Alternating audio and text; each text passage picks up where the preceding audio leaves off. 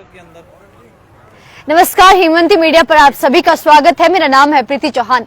आज सभी पहाड़ियों के लिए बहुत ही ऐतिहासिक और बहुत ही हर्षोल्लास वाला पल रहने वाला है, क्योंकि पहली मर्तबा गुरु की नगरी पांवटा साहिब में एक पहाड़ी महासम्मेलन का आयोजन हो रहा है, जिसमें पहाड़ी लोग, चाहे वो उत्तराखंड जौनसार बावर में रहते हैं, चाहे अपर हिमाचल में रहते हैं, लाहौल स्पीति में रहते हैं, शिमला में रहते हैं, चाहे वो सिरमौर में रहते हैं, कहीं के भी जो पहाड़ी लोग हैं उनका आज गेट टुगेदर है। एक अच्छा यहाँ पर समारोह होने वाला है, जिसमें खासतौर पर जिला सिरमौर की पारंपरिक लोक संस्कृति का प्रदर्शन होगा और आपको आसपास के इलाकों की जौनसार बाबर की संस्कृति भी देखने को मिलेगी। यहाँ पर जिस तरीके से हिमाचल प्रदेश अपनी संस्कृति को संजोए कर रखा है, आज इसका प्रदर्शन यहाँ पर बखूबी होगा। फिलहाल हमारे साथ दून पहाड़ी संगठन के पदाधिकारी जुड़े हैं, जिनके बैनर तले आज ये कार्यक्रम यहाँ पर होना है। और कितने तैयार हैं आप, कैसी तैयारियां हैं, एक बार मैं चाहती हूँ अपने सहयोगी से की तस्वीरें आप सभी मेरे चारों तरफ देख लीजिए।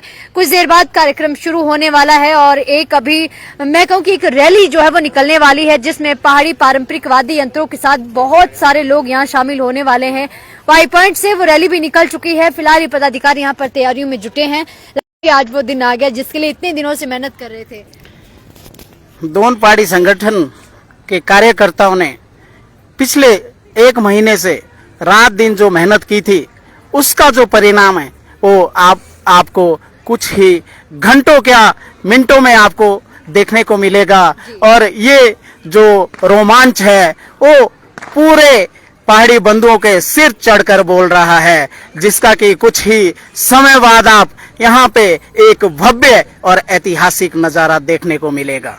और ये ऐतिहासिक पल, इसके लिए पूरे पहाड़ी बंधु पल के बिछाए बैठे हैं और इस रोमांच को पूरा हिमाचल, पूरा हिंदुस्तान देखने वाला है। ये बहुत ही ऐतिहासिक, भव्य और सुंदर है। और इसमें हमारे जो पहाड़ी संस्कृति की जो झलकियां हैं वो सारी आपको देखने को मिलेगी। और पहाड़ी संस्कृति की जो यहाँ झलकियां देखने को मिलेगी, उससे एक बार पूरा पंडाल रोमांचित हो उठेगा और इसका बहुत ही भव्य और सुंदर नजारा आपको देखने को मिलेगा। धन्यवाद। Thank you sir, thank you so much. जैसा कि आप सभी भी जानते हैं, सिरमौर की जो संस्कृति है बहुत ही पारंपरिक है, बहुत अलौकिक है। आज किस तरह की झलकें यहाँ पर देखने को मिलेगी हमारे पारंपरिक वाद्य यंत्रों के साथ, पारंपरिक वेशभूषा के साथ यहाँ पर लोग हमें मिलेंगे, तो क्या क्या झलकियां देखने को मिलेगी आज? इसमें जो सबसे मुख्य जो आकर्षक केंद्र रहना है, आकर्षक का जो है, एक तो हमारी झांकी जो है निकल रही है अभी, आप मीडिया भी कवर कर रहा है, हाँ, जो अभी आ रही है और उसमें हजारों लोग अभी शामिल हुए हैं। और जो हमारा यहाँ पर जब झांकी पहुंचेगी तो उसमें जो एक हमारे गीत माला, जिसको हमने नाम दिया है पहाड़ी, पूरी हमारी गीत माला होगी, तो उसमें पूरे मतलब हजारों की संख्या में जो है हमारे रस लागो जो हमारे गाँव, हाँ, रस, वो रसा नृत्य होगा, जिसमें महिलाएं और जो है हमारे पहाड़ी भाई सब जो है आनंद लेंगे, सभी जो है उसमें आनंद लेंगे। जी, आप दून पहाड़ी संगठन के उपाध्यक्ष है, इतना बड़ा बीड़ा उठाया है कि संस्कृति का प्रचार प्रसार करना है, प्रदर्शित करना है, आज वो दिन आ गया है, कैसा लग रहा है? धन्यवाद प्रीति। ये एहसास शायद मैं शब्दों में व्यक्त ना कर पाऊं, ऐसा एहसास है कि हम लोगों का एक सामूहिक प्रयास जो है हमने किया है। और मुझे लगता है शायद इस तरह का प्रयास आज से पूर्व कभी नहीं हुआ है। हालांकि और संगठन भी बने हैं, वो किसी अन्य उद्देश्य से बने थे, हमारा उद्देश्य अलग है।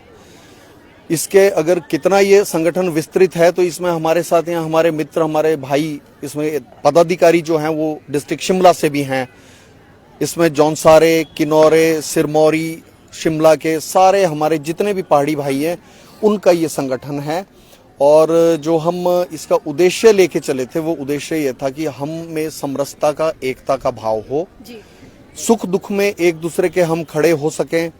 दूसरा, अपनी संस्कृति को संजो के रखने के लिए भी ये मैं समझता हूँ कि इससे अच्छा कोई भी साधन नहीं था।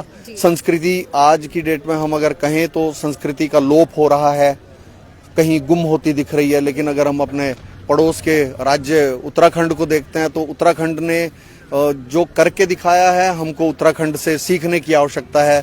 उत्तराखंड ने बहुत अच्छे तरीके से अपनी संस्कृति को बचाया और हम उनको अपनी एक प्रेरणा के रूप में भी देखते हैं। हमारे पड़ोसी राज्य हैं, उन्होंने अपनी, आज भी अगर हम जाते हैं, जौनसार बावर का जो इलाका है वो हमसे लगता हुआ है, लेकिन जब अगर हम तुलना करते हैं तो मुझे लगता है कि हम कहीं पीछे छूट जाते हैं उनसे, क्योंकि उन्होंने अपनी संस्कृति के प्रति जो निष्ठा दिखाई है शायद हम लोगों की चूक रही, कहीं ना कोई कमियां रही, परंतु कहते हैं ना वो देर आए दुरुस्त आए। तो मुझे लगता है कि अब ये जो समय है एकत्रित होने का है और एकजुट होने का है। और इसके साथ ही संस्कृति के साथ मैं और एक चीज कहना चाहूँगा इस मंच के माध्यम से आपसे, पत्रकारों के माध्यम से, कि आज के समाज में यदि हम देखें तो नशा एक ऐसा रूप ले चुका है जिसमें चाहे बच्चे पहाड़ के हो, चाहे बच्चे प्लेन के हो, किसी भी बिरादरी के, किसी समाज के हो, सब उसका दंश झेल रहे हैं। ये एक ऐसा सांप है जिसने हर एक को आहत किया है। और आज बहुत सारे हम यहाँ देखते हैं चोरी के जो केसेस है उसमें हम देखते हैं कि नशे में डूबे हुए जो लड़के लड़कियां हैं वो शामिल है। सिर्फ लड़के ही नहीं, लड़कियां भी नशे की लत में फंस चुकी है। पौंटा की यदि हम बात करते हैं, अच्छा पुलिस बहुत अधिक प्रयास कर रही है, ऐसा नहीं है कि पुलिस के प्रयास नहीं है, बेचारे दिन रात लगे रहते हैं, लेकिन अतिरिक्त आवश्यकता जो है वो सतर्कता की है सरकार के लेवल पे भी। और मैं पहले भी शायद एक बार अपने वक्तव्य में ये बोल चुका हूं, हम लोगों को खुद जब तक हम जागृत नहीं होंगे तब तक इस लड़ाई को जीत पाना असंभव है, क्योंकि ये लड़ाई हम किसी और से, अन्य के साथ नहीं कर रहे हैं। ये हमारे को जो छुपा हुआ दुश्मन है जो हमारे बीच में कहीं है, स्मगलर भी हमारे ही समाज के हैं, सप्लायर ड्रग्स के वो भी हमारे ही समाज से हैं, सारा जो कुछ है हमारे आसपास हो रहा है। कई बार मुझे ऐसा एहसास होता है कि हम लोग देखते हुए भी अपनी आंखें मूंद लेते हैं, और जिसके कारण बहुत सारे बच्चे ऐसे हैं जिनकी जान गई। बच्चे ही नहीं, मैं कहूँगा हमारे साथ माता पिता तो सफर करते ही हैं, जिन्होंने जन्म लिया है, सपने सजाए हैं, उनका जो हृदय है वो उसका दुख जो है वो व्यक्त कर पाना मुश्किल है। तो आज आप नशे को लेकर के बहुत बड़ा संदेश इस मंच से देना चाहेंगे? मैं बिल्कुल नशे को लेके एक ऐसा संदेश ये देना चाहता हूँ। पुलिस का प्रशासन, हम उनके धन्यवादी है जो निरंतर प्रयासरत है, लेकिन अकेले पुलिस भी जो है, मुझे नहीं लगता अकेले पुलिस भी इस पे पार पा सकती है। हम लोगों का, समाज का जो प्रबुद्ध वर्ग जो समाज का है, जब तक वो अपनी आंखें मूंदे बैठेगा इस लड़ाई को हम नहीं जीत सकते हैं। और यदि समाज एक बार एकत्रित हो गया तो मैं समझता हूं कि इससे पार पाना मुश्किल भी नहीं है।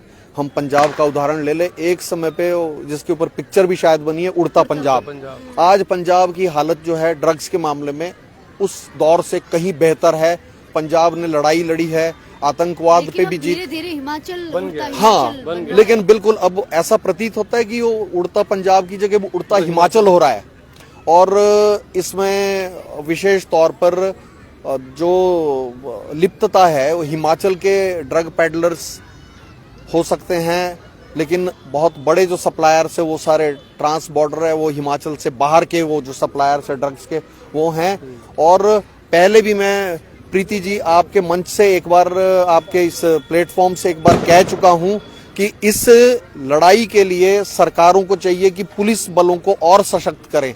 बेचारी पुलिस मेहनत करती है, बहुत काम करती है, अथक प्रयास करती है, लेकिन जितनी संख्या पुलिस की ऐसे बॉर्डर के एरिया में होनी चाहिए उतनी संख्या नहीं है।